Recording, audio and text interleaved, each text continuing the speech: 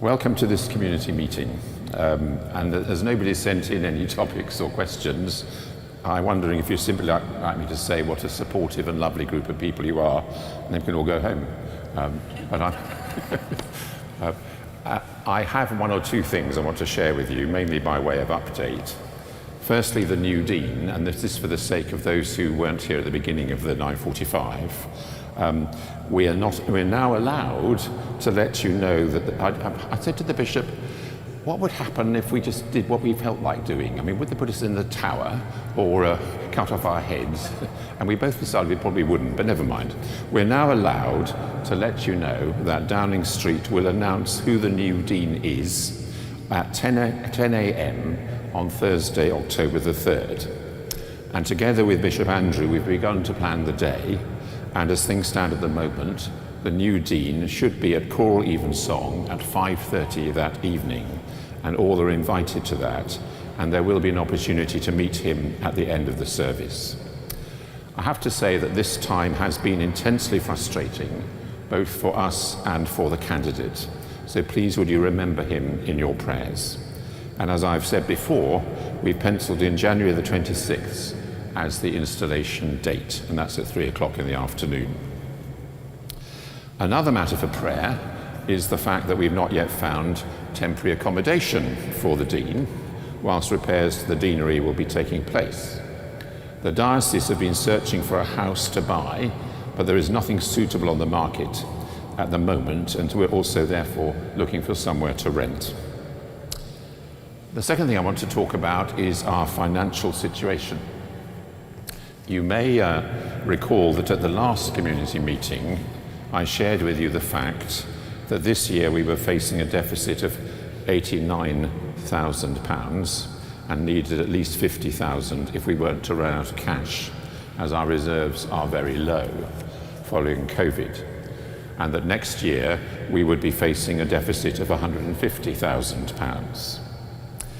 Shortly after that meeting, two things happened. First, the Music Development Fund, that's a foundation which is our charity that supports our music, one or two of the trustees are here at the moment, offered to give us an extra £50,000 both this year and next year, subject to certain conditions. And then an unknown donation of £150,000 appeared in our bank account. The gift was from someone who wishes to remain anonymous. She's known to our head of fundraising, and we've met her and thanked her, and I want to thank her publicly, and also the MDF. Between them, we were prevented from running out of cash last month and given a bit of a breathing space. I'm afraid it doesn't mean that we're out of the woods. What we need to do is to increase our regular income. And what these generous gifts have given us, and the new dean, is a breathing space of about 2 years in which to do that. And to that end, we are recruiting new members of staff to help with income generation, particularly in the events and fundraising departments. And all these members of staff are being funded by a grant from the church commissioners, and one has already started work, and we have interviews during the next couple of weeks. And we also invited the former Chief Operations Officer of Southwark Cathedral, and before that Chelmsford Cathedral, to come in and have a good look at our staffing and other structures. And he's now been twice, and his interim report recommends, amongst other things, rejigging what will now become our fundraising committee. We will be repeating our Renewal of Giving campaign in Lent, and thanks to the generous support of one member of the congregation, we are employing someone to contact former choristers to see if they wish to support our music as part of the Music Patrons scheme. We had a very long chapter meeting last week. These are the remaining members of chapter. No, that's quite true after the meeting. I did say to other members of chapter there wasn't a 3-line whip for this morning, and so I've asked those members that are here to be with me at the front. We had a long chapter meeting last week, finally being able to approve the accounts for 2023, and they will be published as soon as one or two I's have been dotted and T's have been crossed nothing to do with us, but our subsidiary company, the Enterprise Board, needs to meet itself and finalise its bit of the accounts before we can finalise ours, or formally them. One thing I did share with Chapter was my concern about the low numbers attending our services. And I'd quite like to discover why it is. Is it simply post-COVID? Are people tired of waiting for a new dean? Is it something we have done? The trouble is you can't actually survey the people who aren't here, for obvious reasons. But if you have the opportunity to ask those who no longer come why it is, we'd be very grateful to know, particularly if it's something we can do something about. The other thing I want to, while we're talking about things that are low, is to talk about toilets. Some of you will know that the toilets in the visitor centre are in a parlour state. Not quite as bad as the ones in this building, but they're pretty grim. And because of that, what the Enterprise Board is discovering, that people are not booking seasons for private events and not wanting to come here for events because of the state of the toilets. So there is a feasibility study being done about them and looking at three possibilities. One is a total super duper eco wonderful solution. One is in between that and merely tarting them up. And our director of fundraising, Nicola, has discovered a charity which hopefully will support the cost of those toilets being done, probably up to the maximum of about £100,000. But it is a very expensive operation. We haven't got the money to do it. But if we do it, it will also enhance our income eventually, because people will book who aren't doing so. Now, when that will start, the feasibility study's got to happen. Our architect is involved with it already, and that feasibility. So there's going to be a point when there's going to be a lot of hassle around the area. But I hope you agree that it's something it's sensible to do. Before we come to our open session, I often thank Matt and our tireless, hard-working lay staff, and also our very committed volunteers. But I also want, for once, to thank my ordained colleagues, Chris and Rachel and Duncan and Gilly and Mavis, for their hard work and personal support, without which I couldn't have done the job I've been doing. So that's all the things I wanted to share with you today. I'm trying to have one of these meetings about once every 3 months, that sort of timing. So I think the next one looks at me on Christmas Day, something like that. And I don't expect that to be well attended either. But so now it's time for anybody who wishes to ask any questions. If you do want to ask a question, please could you put your hand up, and Chris will come with a mic, because we want the people at home to hear. Well, we want the people here to hear, but we also want the people at home to hear on the live stream, and they certainly won't if you don't use a microphone. Any questions or comments anybody wants to raise? Faith.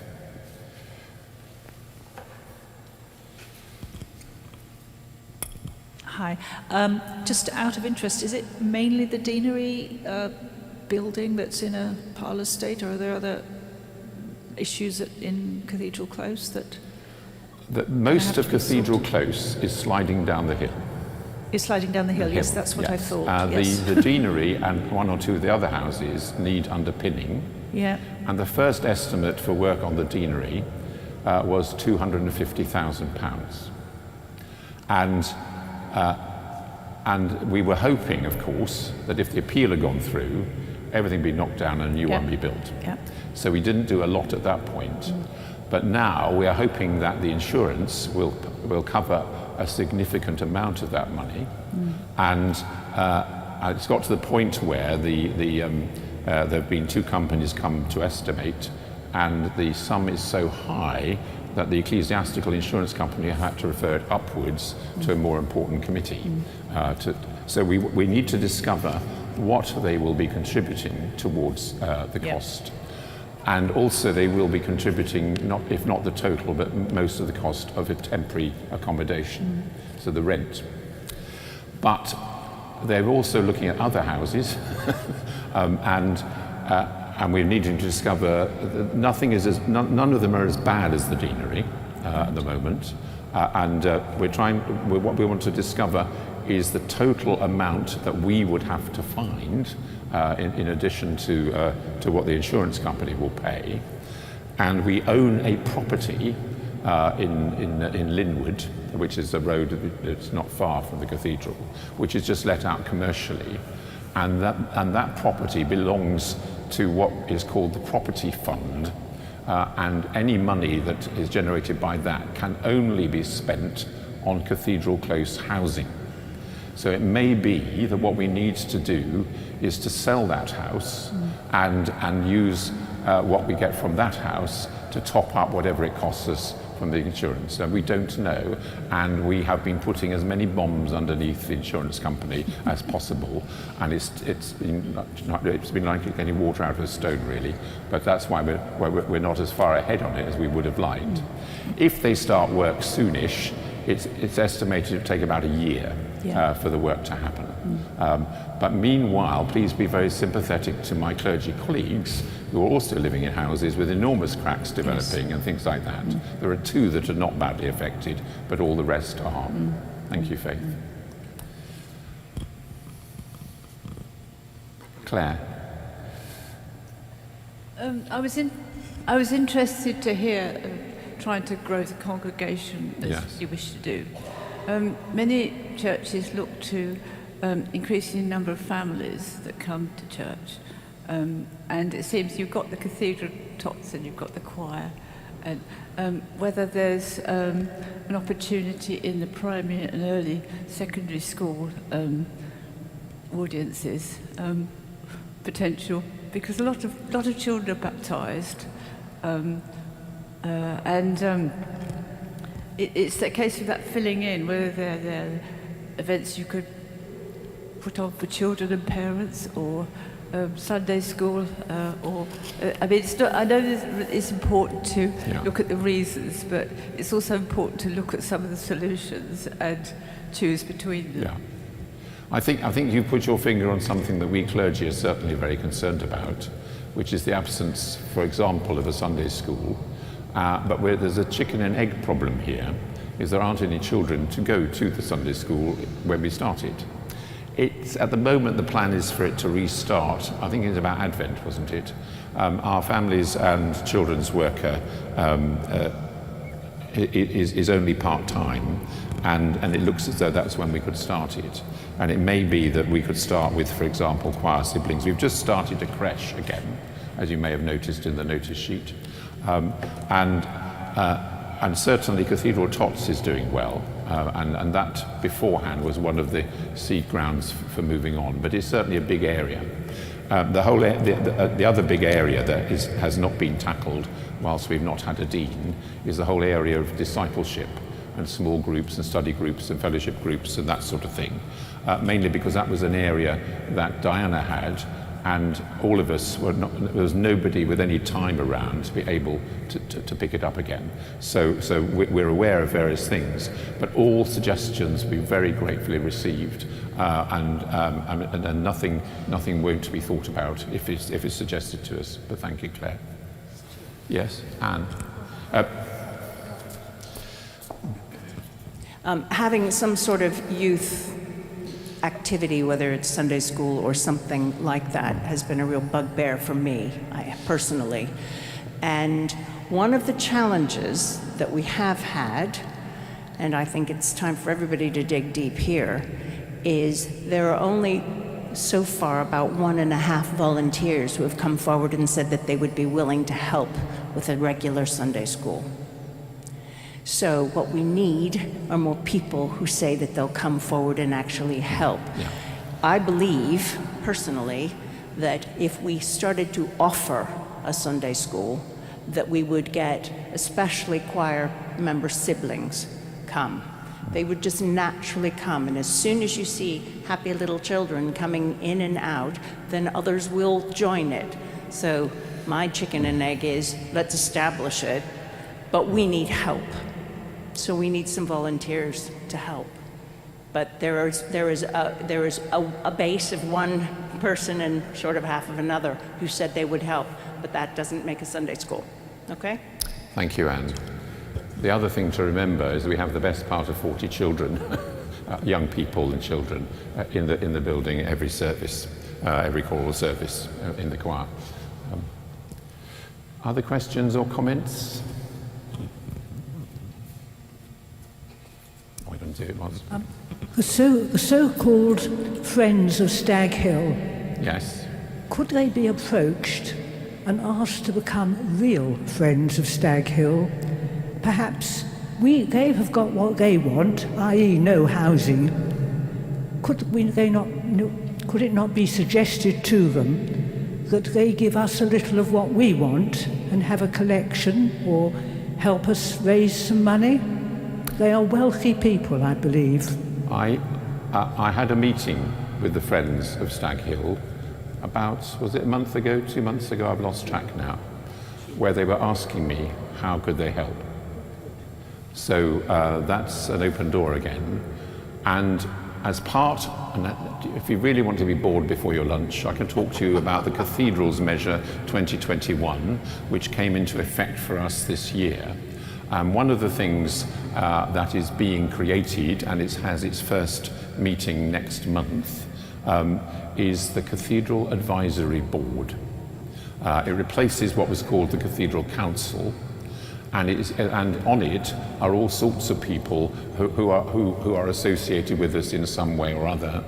There's the university, there's the Lord Lieutenant, there's Guildford Borough Council, etc., etc., etc. And we have reserved a place for the Friends of Stag Hill on that body, and they're taking it up.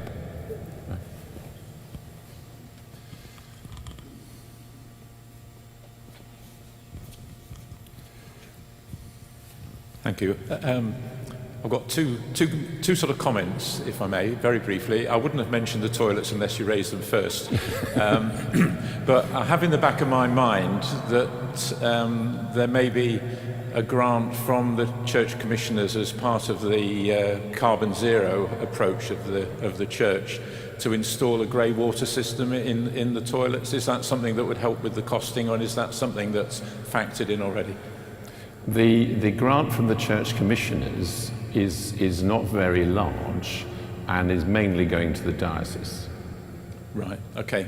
And the other point, which seems to reflect a lot of the concerns about the deanery and Church Close, is the failure of the planning application. Yes. And I've mentioned it to you before privately, but I just wonder whether the change in government policy to presume agreement to particularly social housing development and other things means that with the new policy that decision may be revocable in the fullness of time.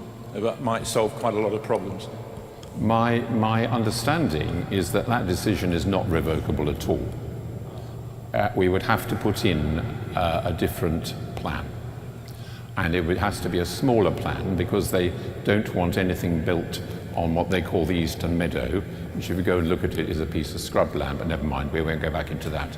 And that would mean that we could develop possibly the area where the close is and the area down there that was going to be developed. And Vivid, our partners, are quite interested in that.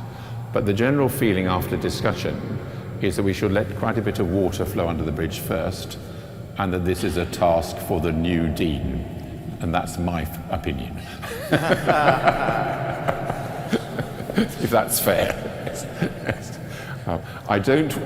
In particular, I don't want to stir up a hornet's nest with Foch again. I want to bring them on board and on side, and so they understand everything. So that's another bit of it. But I really do think it needs a bit of water under the bridge.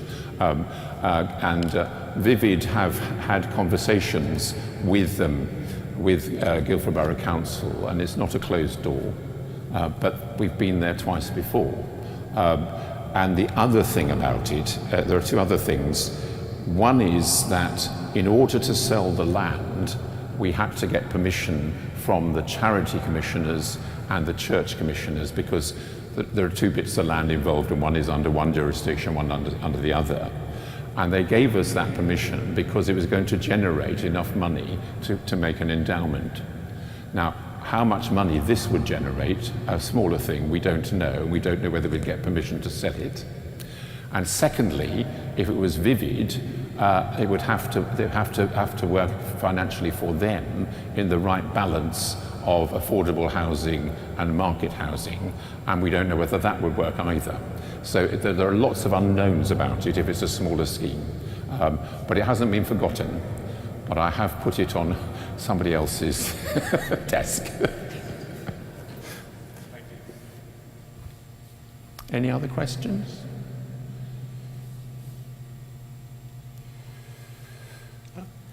No? Well, ladies and gentlemen, thank you once more seriously for all your support and encouragement over these past few months. We'll be having Christmas together, so on we go. As I say, I suspect we'll organise another community meeting, perhaps towards the back end of November or something like that. Always, as you know, I do believe in open communication wherever possible, and so if there are things you think about or want to know about, just ask, please. Thank you very much indeed, everybody.